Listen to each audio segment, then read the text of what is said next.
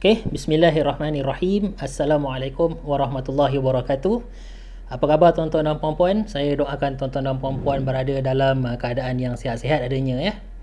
Okey, jadi saya buat video pada hari ini khusus untuk anda yang mungkin sedang tercari-cari informasi ataupun maklumat sebelum anda nak memulakan simpanan ataupun pelaburan emas.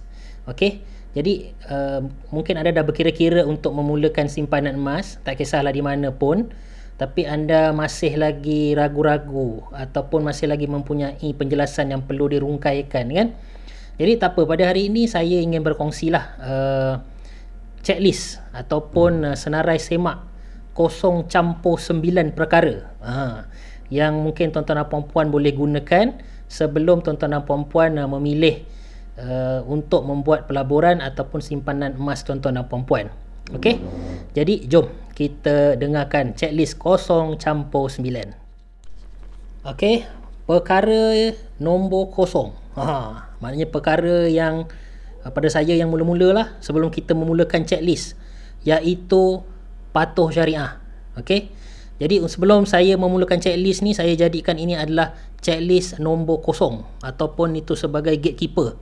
Maknanya especially untuk orang Islam, maknanya kita punya simpanan ataupun kita punya pelaburan nanti mestilah patuh syariah. Okey. Jadi untuk cara belian kita ataupun cara simpanan kita tu, kita kena pastikan dia mestilah mematuhi syariat, okey, syariat Islam dan juga garis-garis panduan syariat Islam lah. Okey, jadi untuk orang-orang yang macam saya ni, saya akan rujuk kepada sama ada certificate of syariah compliance ataupun tidak. So kita boleh tanya kepada pihak organisasi ataupun pihak institusi, boleh tanya, kata tuan, saya nak buat simpanan emas di akaun sekian-sekian ni patuh syariah ke tidak? Boleh saya tengok tak ada tak sertifikat dan sebagainya. Okey, itu adalah perkara nombor 0 saya. Okey. So, selepas yang itu, masuk perkara yang pertama, checklist yang pertama adalah harga jualan yang rendah. Harga jualan yang rendah bermaksud harga ni berbanding dengan harga spot gold ni jauh beza tak? Okey. Harga spot gold ni adalah harga emas dunia. Dia bergerak ni secara volatile lah, dia tak menentu. Tapi maknanya harga jualan institusi tersebut nak dibandingkan dengan harga spot gold, dia tak jauh beza. Okey. Jadi kita tahu maknanya kita mendapat harga yang tidak jauh sangat daripada harga emas dunia yang sebenar. Okey. Jadi itu checklist yang nombor 1.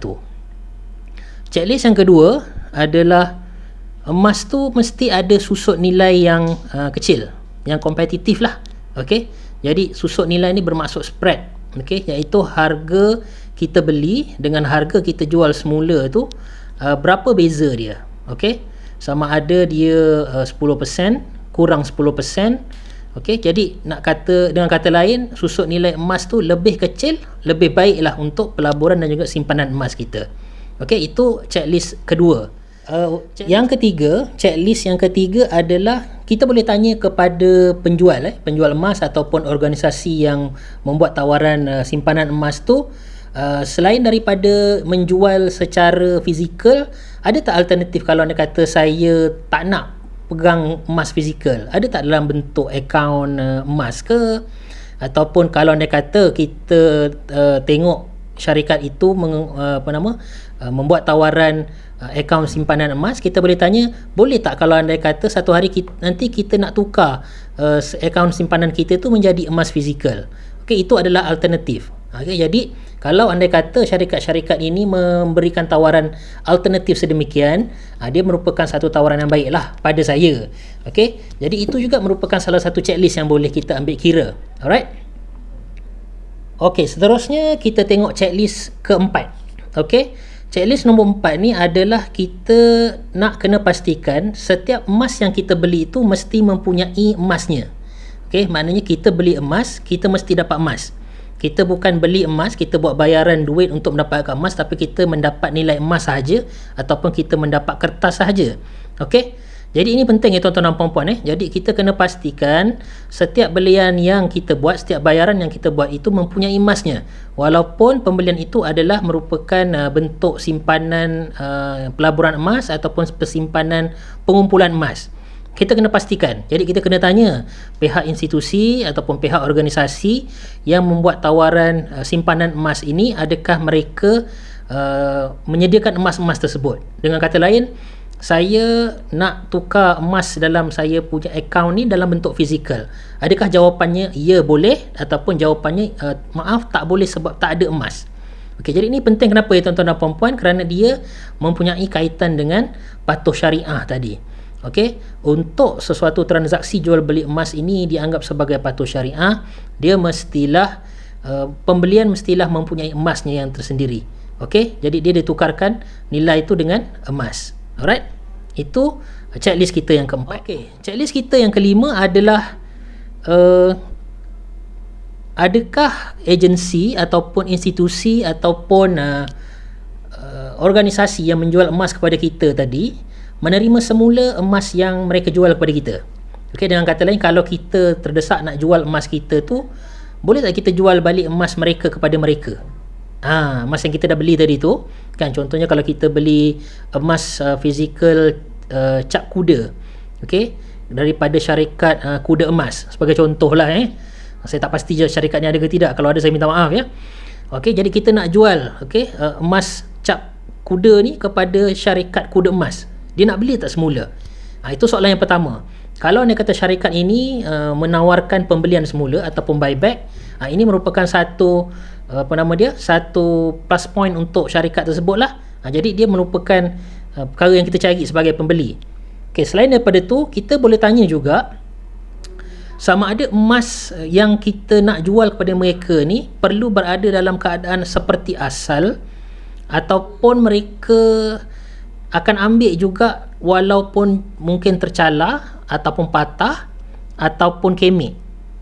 Tu pun nak kena tanya juga kan, apa polisi syarikat ataupun institusi-institusi tersebut kan. Jadi kalau anda kata kita nak jual emas tu, tapi dia kata boleh kami terima, tapi kalau kemik kami kena tolak 50%, ataupun kalau calar kami kena tolak 30% daripada harga yang kami harga buyback. Jadi itu perkara-perkara yang tuan-tuan dan puan-puan kena ambil perhatian dan juga dijadikan sebagai input yang kita perlu ada sebelum kita memulakan simpanan ataupun pembelian emas dengan syarikat tersebut. Alright, itu adalah checklist yang kelima. Checklist yang keenam ni adalah kita nak tahu kalau kita nak mendapatkan emas fizikal.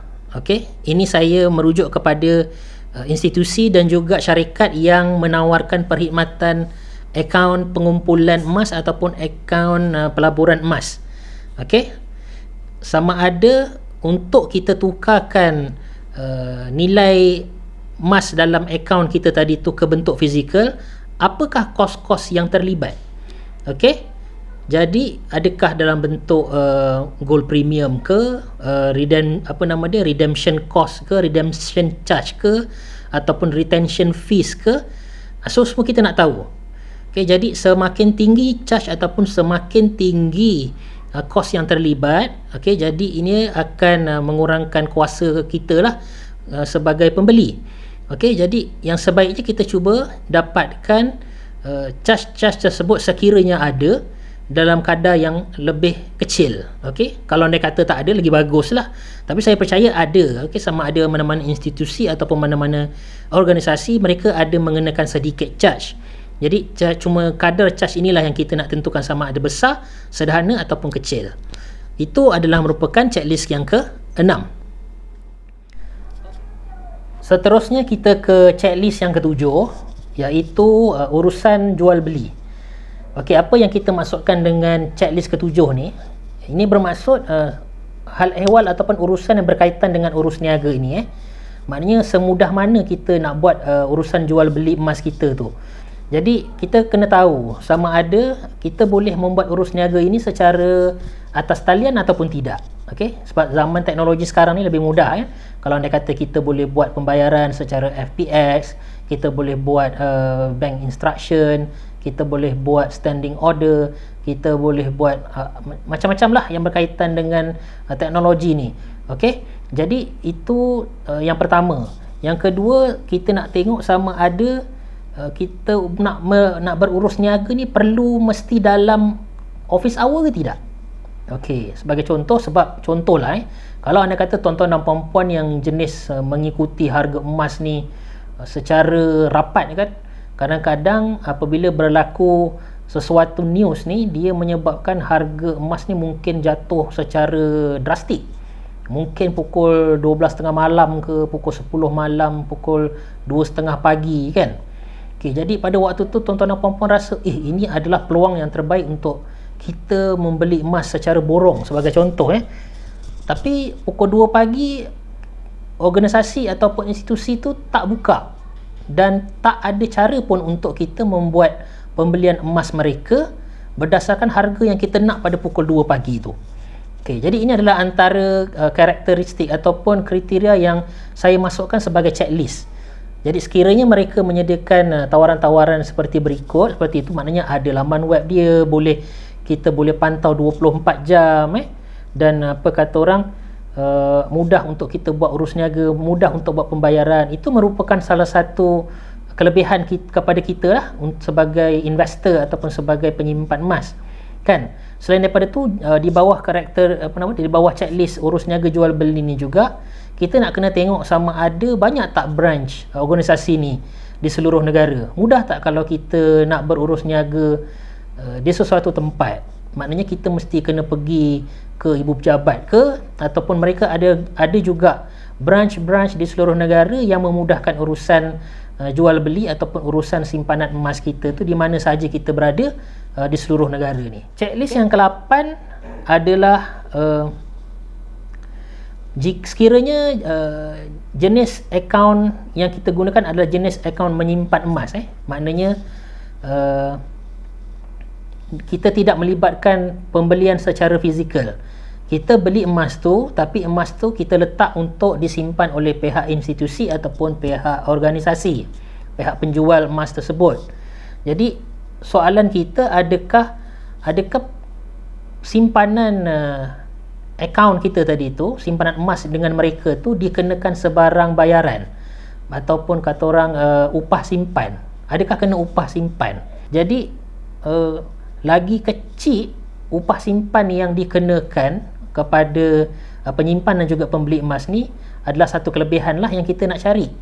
Malah kalau kita dapat cari organisasi ataupun institusi yang membuat tawaran pembelian emas dan juga membuat tawaran simpanan emas ni tidak mengenakan sebarang upah simpan, itu pada saya sudah tip top lah. Okey, jadi perkara yang perlu kita fikirkan juga. Alright, seterusnya adalah checklist yang ke-9, iaitu checklist kita yang terakhir pada hari ini, iaitu berkaitan dengan insentif. Okey, jadi tuan-tuan dan puan-puan yang merupakan pembeli emas dan juga penyimpan emas dengan organisasi ataupun institusi yang menjual emas ni, kita boleh tanyalah kepada pihak institusi ataupun pihak organisasi tersebut, ada tak wujud sebarang insentif ataupun pelan insentif yang diberikan oleh pihak syarikat kepada para pembeli ataupun penyimpan mereka. Okey, sama ada insentif tu dalam bentuk buyback cash, apa kita panggil macam cashback ke, ataupun dalam bentuk commission ke, ataupun dalam bentuk royalty ke, something like that. Wujud ke tidak? Okey, jadi untuk checklist yang ke-9 ni, pada saya sekiranya pihak syarikat ataupun pihak organisasi tersebut ada menawarkan pelan-pelan insentif berbentuk komisen dan sebagainya yang boleh dinikmati oleh pembeli ataupun penyimpan mereka, ini merupakan satu plus point jugalah kepada kita sebagai pembeli dan penyimpan. Okay, sebab kalau anda kata insentif yang diberikan itu berbentuk monetary, jadi dia sedikit sebanyak boleh menyebabkan setiap belian yang kita buat dengan syarikat tersebut, belian emas kita tu menjadi lebih berbaloi. Okay, jadi maknanya mungkin dia boleh mengurangkan kadar susuk nilai, ataupun dia boleh meningkatkan lagi nilai emas yang kita pegang dan sebagainya. Okay, jadi saya rasa itulah 9 checklist saya, 0 campur 9 sebenarnya. bagi menentukan di mana tuan-tuan dan puan-puan nak meletakkan nak memulakan simpanan emas tuan-tuan dan puan-puan. Pada saya, di mana pun anda nak meletakkan simpanan emas tuan-tuan dan puan-puan, sama ada dalam bentuk pelaburan ataupun simpanan emas fizikal, okey, itu sebenarnya banyak bergantung kepada preference ataupun keperluan tuan-tuan dan puan-puan lah, yang mana tuan-tuan dan puan-puan mungkin dah tetapkan sebelum ini. Okey, jadi saya rasa sedikit sebanyak mungkin checklist ini dapat digunakan oleh tuan-tuan dan puan-puan. Saya harap dia dapatlah membantu tuan-tuan dan puan-puan supaya tidak terjebak lah, okey, dengan scam-scam bertopengkan emas, dan semoga usaha murni tuan-tuan dan puan-puan ini untuk menyimpan emas ini bertemu dengan kejayaan, insya-Allah. Jadi dengan tu saya rasa itulah saja, okey, sesi perkongsian saya pada hari ini. Saya doakan tuan-tuan dan puan-puan akan sentiasa berjaya dan semoga terus konsisten membuat simpanan emas kemudian hari. Okey, dengan itu, Assalamualaikum warahmatullahi wabarakatuh.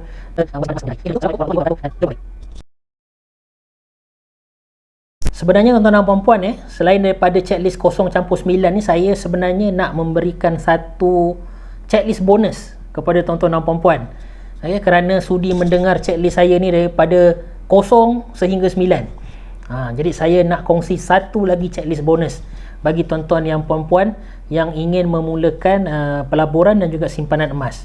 Apa checklist tu? Checklist tu adalah pastikan organisasi ataupun institusi tuan-tuan dan puan-puan yang nak masuk investment ataupun nak buat pelaburan dan simpanan emas ni bukannya satu scam. Dia adalah genuine.